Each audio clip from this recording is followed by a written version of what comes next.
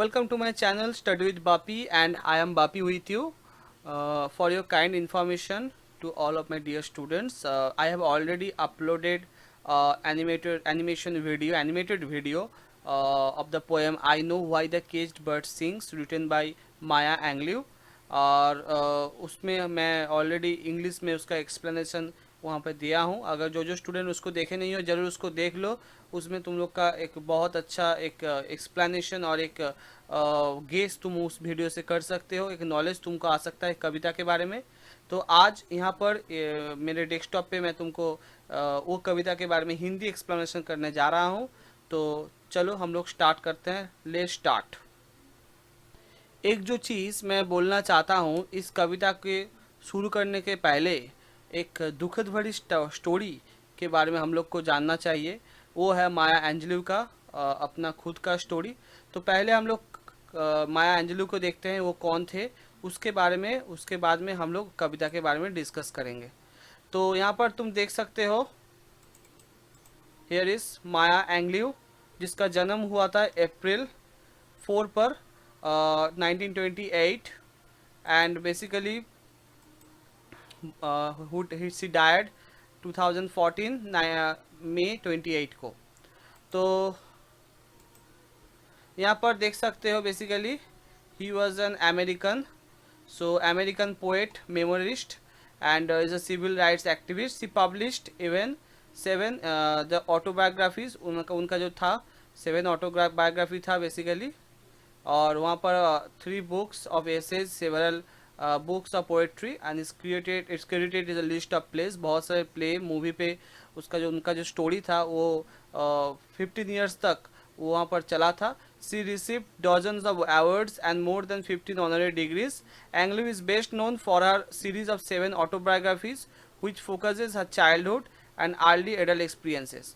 तो उनका जो पहला जो राइटिंग था basically I know why the caged bird sings 1969 पे लिखा गया था। और ये जो बताता है tells of a life up to the age of 17, 17 साल जब उनका एज था तो तब ये कविता उन्होंने लिखा था। And brought her international recognisation and acclaim. लेकिन ये कविता लिखने के पहले एक्चुअली उनका उनका लाइफ पे एक बहुत सैड इंसिडेंट जो हुआ था उसके बारे में थोड़ा हम लोग देख लेते हैं। तो यहाँ पर देख पाओगे Angelou most famous work that is the I know why the caged bird sing is the 1969 deals with the early years Long Beach, St. Louis and Stamps, Arkansas, where she lived with her brother and paternal grandmother. तो ये इस जगह पर वो रहते थे basically उनके भाई के साथ, पैटर्नल ग्रैंडमदर के साथ। तो वहाँ पर one of its most evocative and controversial moment, एक बहुत बुरा चीज़ उनके साथ हुआ था जो Angelou describes how she was first cuddled and then raped by her mother's boyfriend. तो देख सकते हो कितना बुरा चीज़ उनके साथ हुआ था। When she was just 7 years old, so she was the victim of it. And when the man was murdered by her uncles for his crime, Angelou felt responsible. तो एंजेलू जो थे वो अपने आप खुद को रिस्पॉन्सिबल सोच रहे थे एंड स्टॉप टॉकिंग, बात करना वो छोड़ दिए थे। सो एंग्लू रिमेंड म्यूट फॉर 5 years, 5 साल तक उन्होंने किसके साथ बात नहीं की थी। And but he developed a love for language, लेकिन लैंग्वेज के लिए उसका जो प्यार वो बढ़ता ही चला गया था। तो यहाँ पर हम लोग पढ़ने जा रहे हैं आई know why the caged bird sings. तो इस कविता का थोड़ा सा हम लोग को इसका जो मीनिंग है, इसका जो बेसिकली जो इसका जो मेन थीम है उसके बारे में थोड़ा जान लेते हैं। तो actually the poem is there I know why the caged bird sing is a free verse written by the American poet and civil activist. This is Maya Angelou. And Maya, basically Angelou is widely regarded as a black woman's poet laureate. तो यहाँ पर थोड़ा बोलना चाहिए जे ये माया एंग्लू जो थे actually यहाँ पर बहुत सारे क्रिटिसिज्म के बात आते हैं। तो यहाँ पर हम लोग जानते भी हैं जो वो एक अफ्रीकन अमेरिकन थे। And African American means coming from Africa, and वो एक स्लेव के जैसा तो वहाँ पर वो रहते थे। Her reflection on the society and the times he she lived in a vivid express in his poetry. तो वहाँ वो टाइम पर समाज पे क्या चल रहा था उसके बारे में इन कविता में वो उसका रियलिटी को वहाँ पर एक्सप्रेस किया है। So outwardly the poem I know the caged bird sings और the caged bird as is often interchangeably known, can be seen as a reflection on the society disparity ideals of freedom and justice. तो उस वक्त जो समाज पे freedom कितना actually कितना आदमी को मिलता था, वहाँ का स्लेव को कितना फ्रीडम दिया जाता था, उसके बारे में, सामाजिक डिस्पैरिटी के बारे में, तो विशृंखलता जो वहाँ पर चलता था उसके बारे में बताया गया है। तो यहाँ पर अपने खुद को एंग्लू ने एक बर्ड्स के साथ कंपेयर किया है। तो हम लोग देखते हैं मेटाफोर यूज़ किया गया है, and represent the inequality justice, उसके साथ जो जस्टिस कैसे हुआ था सोसाइटी उसके साथ, उस टाइम पे क्या जस्टिस की थी उसके बारे में, जो between the African American community, तो उसके बारे में कविता में बताया गया है। And it's white American counter part, तो वाइट अमेरिकन जो थे उसके विरुद्ध में जाकर उसके अगेंस्ट में प्रोटेस्ट करने के लिए माया एंग्ल्यू ने ये कविता लिखा था। तो through her poems she also illustrates the nature of both freedom and captivity by creating a star contrast between two using birds as a metaphor. तो इसमें हम लोग देख सकते हैं दो जो बर्ड है, दो बर्ड को, एक है जो फ्री बर्ड है, और एक बर्ड जो है केज्ड बर्ड। तो दोनों बर्ड को लेकर यहाँ पर कविता में बताया गया है। तो चलो हम लोग कविता में आते हैं और उसके बाद उसको डिस्कस करते हैं। तो यहाँ पर देख सकते हैं जो ये कविता जो है basically, I know the caged bird sings, इसका जो पहला जो पैसेज है देखो, जो बताया जा रहा है यहाँ पर कि I a free birds who lives, just a minute, okay, a free bird leaps on the back of the wind and floats downstream till the current ends and dips his wing in the orange sun rays that dares to claim the sky। तो पहला जो passage वो starting में देखो free bird, तो यहाँ पर मैंने बताया दोनों बर्ड के लेकर यहाँ पर बताया गया है, एक है फ्री बर्ड और दो है केज्ड बर्ड। तो पहले कवि फ्री बर्ड के बारे में बताना चाहते हैं। क्यों बताना चाहते हैं? क्योंकि वो बताना चाहते हैं कि फ्रीडम क्या होती है, और एक फ्री बर्ड जो कैसे अपना फ्रीडम को वो ऐलान करता है, कैसे अपने फ्रीडम को वो सबके साथ में बताता है, तो उसके बारे में बताया गया है। Free birds leaves on the back of wind and floats down stream. एक फ्री बर्ड जो है, ए बर्ड जो मुफ्त है, जो फ्री है, वो क्या कर रहा है, विंड के ऊपर चढ़ के बैठ रहा है, एंड फ्लोट्स उड़ रहा है, डाउन स्ट्रीम ऊंचा से नीचे से तक आ रहा है, टिल द करेंट एंड जब तक वो हवा बह रहा है, and dips wings his wings, उसका जो पंख है वो पंख को वो उड़ा रहा है, in the orange sun rays, उसके अगेंस्ट में जो कमला जो यहाँ पर जो सन रेज होता है, जो सूर्य रश्मि, जो लाइट ऑफ द सनलाइट, उसके अगेंस्ट पे जाकर dares to claim the sky. तो उसका इतना साहस है, वो इतना साहस कर रहा है कि वो यहाँ पर चैलेंज कर रहा है स्काई को। तो अगर हम लोग इसका इंटरनल मीनिंग को देखें, जो फ्री बर्ड्स का जो इंटरनल मीनिंग बताया है, तो यहाँ पर actually the first few lines, with in the first few lines the poet actually describes the nature. She describes the way actually the bird's flight against the orange sky. तो एक orange sky, एक free bird जो होता है, वो it can realize, it can basically know that what is the freedom, what is the actual meaning of freedom। Freedom का मतलब क्या होता है वो सिर्फ बोल सकता है, वो सिर्फ जान सकता है। तो यहाँ पर एक जो फ्री बर्ड है उसको एहसास होता है, उसके पास इतना साहस भी होता है कि बहुत अच्छे से वो क्या कर सके, अपना फ्रीडम को रियलाइज कर सके। तो इसके बारे में यहाँ पर बताया गया है। और यहाँ पर एक्चुअली जो dips his wing in the orange sun rays dare to claim the sky, यहाँ पर जो बताया गया है, यहाँ पर actually the poet helps the reader to appreciate the bird in his natural habitat and enjoying the freedom। तो कैसे फ्रीडम क्या होता है, फ्रीडम के बारे में सबको बताने के लिए यहाँ पर कवि ये पैरा को फर्स्टली जो फर्स्ट फ्री बर्ड है उसका रेफरेंस यहाँ पर लाया है। सेकेंड देखो जो बर्ड के बारे में बताया जा रहा है, दैट इज द केज्ड। क्यों बता रहा है देखो, a bird that stalks down his narrow cage can seldom see through the his birds of rage and his wings are clipped, his feet are tired, so he opens things his throat to sing. एक bird, एक पक्षी, जो पक्षी क्या है, जिसको that stalks down is narrow cage, जो बंदी है, जो केज्ड है, एक पिंजरे के अंदर जो बर्ड केज्ड है, उसके बारे में बताया जा रहा है। कैन सेल्डम सी थ्रू, वो देख सकता है, सिर्फ बाहर का जो फ्रीडम है, फ्रीडम को दे सकता है, लेकिन वो उसको एहसास नहीं कर सकता। तो उसमें उसका मन में क्या चल रहा है सोचो। अगर हम लोग घर के अंदर बंद है, और अगर हम लोग देखें कि बाहर जो जो है वो कितने अच्छे से अपने फ्रीडम को वो बेसिकली एहसास कर रहा है, फ्रीडम को एंजॉय कर रहा है, तो हम लोग के दिल में क्या, मन में क्या बीतेगा, उसके बारे में हम लोग को सोचना चाहिए। So he can it can seldom see through his birds of rage, his wings are clipped, क्योंकि उसका जो पंच है, उसको पंच को काट दिया गया है, and is a feet are tired, उसका पाँव को बांध दिया गया है। So he opens his throat to sing, तो nothing but he it can do actually, उसको गाने के लिए उसको अपना गला खोलना पड़ेगा, उसको गाने के, उसका अपना मुंह खोलना पड़ेगा गाने के लिए। तो यहाँ पर एक्चुअली ये तो एक्सटर्नल मीनिंग था। इसका इंटरनल मीनिंग जो बताया गया है बेसिकली इस कविता के अंदर, तो this is the actually the contrast, this para is a contrast of the first para by using the word but. देखो जो फर्स्ट पैरा में एक डिस्क्रिप्शन दिया कि एक फ्री बर्ड कैसे वो अपना फ्रीडम के एंजॉय कर रहा है, लेकिन यहाँ पर देखो ये जो बट को जो बता रहा है यहाँ पर, ये जो बट है वर्ड, ये बट क्यों यहाँ पर आ रहा है, but begins this stanza, that means the speaker prepares the reader for this contrast, जो एक कंपैरिजन के लिए बताना चाहते हैं यहाँ पर।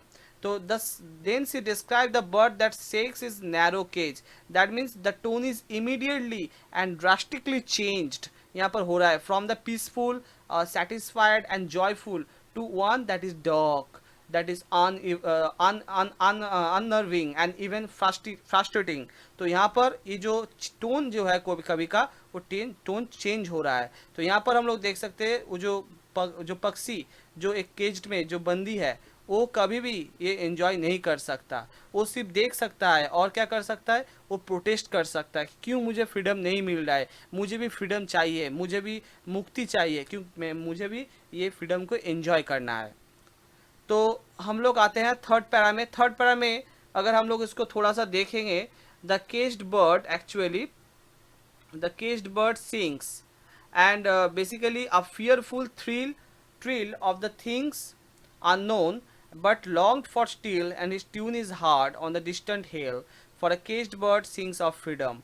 तो यहाँ पर फिर caged bird का जो रेफरेंस यहाँ पर दिया गया है, तो caged bird जो गा रहा है, उसका जो वॉइस है यहाँ पर, जो एक्चुअली जो बताना चाहता है कि उसका जो प्रोटेस्ट करने का जो तरीका है, विथ ए फियरफुल थ्रिल, भयानक है, भयंकर है। क्यों है, क्योंकि उसका वो जानता है अगर मैं प्रोटेस्ट करूँगा, अगर मैं इसके अगेंस्ट पे जाऊंगा तो मेरे साथ क्या हो सकता है। ऑफ थिंग्स अननोन, यहाँ पर अननोन किसको बताया जा रहा है, यहाँ पर अननोन बताया जा रहा है फ्रीडम के बारे में, कि फ्रीडम कैसा होता है उसे मालूम नहीं है, लेकिन वो उसके बारे में, उसको पाने के लिए वो बेसिकली इतना चिल्ला रहा है, इतना प्रोटेस्ट कर रहा है।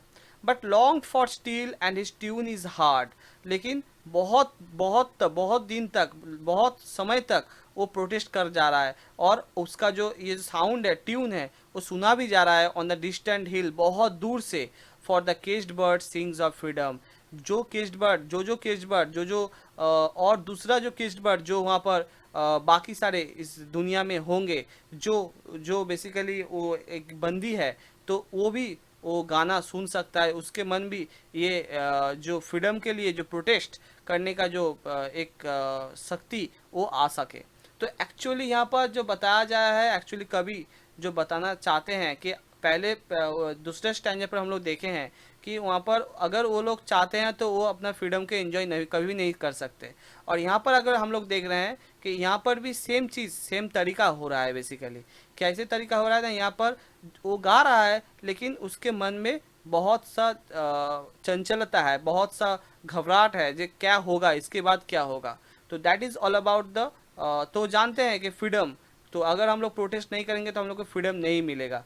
तो यहाँ पर हम लोग देखेंगे, अगर इसके इंटरनल मीनिंग को देखेंगे, तो the last stanza, that means this stanza actually focuses on the caged bird yet again, and the author actually implies all, even though the caged bird may have never experienced truth freedom, वो कभी भी ये freedom को देखा नहीं है, इसलिए यहाँ पर अननोन कहा जा रहा है। तो लेकिन तो देखा नहीं तो क्या है, लेकिन वो क्या कर रहा है, उसका फुल फुल एनर्जी के साथ वो प्रोटेस्ट कर रहा है। उसे एक चीज़ का आशा है, he it hopes that that he will get she will get a freedom at any day. कोई भी दिन ऐसा आएगा जब वो फ्रीडम उसको मिलेगा। तो ये जो बात यहाँ पर, इसका जो बेसिकली जो बोलना चाहा है कवि ने, तो एक्चुअली कवि जो बोलना चाहते हैं यहाँ पर, तो दूसरा जो देश है, एक्चुअली तो घटना अमेरिका पर हुआ था, तो अमेरिका का जो चारों पास में जो दूसरा जो देश था, वो लोग जान पाए थे इस कविता के थ्रू में कि कितना एक टॉर्चर एक स्लेव को, अफ्रीकन अमेरिकन स्लेव को सहन करना पड़ता है। तो उसके बारे में यहाँ पर बताया गया है। नेक्स्ट पैरा में हम लोग आते हैं basically the first bird. The first bird basically thinks of another bridge and trade wind soft though the slighting trees and the fat worms waiting on the dawn bright lawn and he names the sky is own।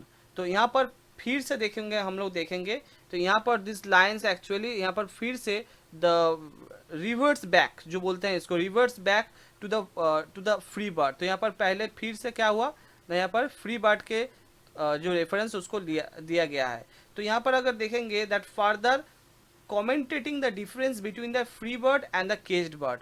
तो free bird जो कर सकता है वो एहसास कर सकता है, वो अनदर ब्रिज जो हवा चल रहा था वो जानता है जो कैसे basically he can enjoy, sorry it can enjoy the sighting trees, that means it can enjoy the real taste of freedom. तो और एक चीज़ देखो यहाँ पर साइटिंग ट्रीज के बारे में बताया गया है। साइटिंग ट्रीज का मतलब एक्चुअली होता है पेड़ क्या करता है, पेड़ जब हवा देता है वो हिलता है लेकिन एक प्लेस पर वो स्ट्रिक्ट रहता है। तो यहाँ पर उसका भी फ्रीडम है, लेकिन जैसा फ्री बर्ड जो फ्रीडम एंजॉय करता है उसके जैसा उसका फ्रीडम नहीं है। And the fat worms waiting on a dawn bright lawn and he names the sky his own.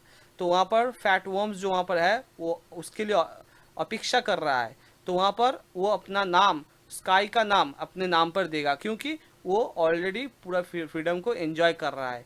Free bird जो है वो पूरा फ्रीडम को एंजॉय कर रहा है। तो इस पैरा में उसके बाद जो पैरा आ रहा है, but a caged bird stands on the grave of dreams, his shadow shouts on a nightmare scream, and his wings are clipped and his feet are tied, so he opens his throat to sing। तो next para में अगर देखेंगे तो this para continues the parallel between the free bird in the caged bird and the caged bird. The first line serves the basically stocky contrast the last line. तो यहाँ पर आप देखेंगे फिर से ये बर्ड का एक एक्सप्लेनेशन दिया गया है। तो फ्री बर्ड तो वो कर सकता है, लेकिन जो एक केज्ड बर्ड है उसके पास क्या है, the grave of dreams, means उसका बहुत सारा सपना होता है।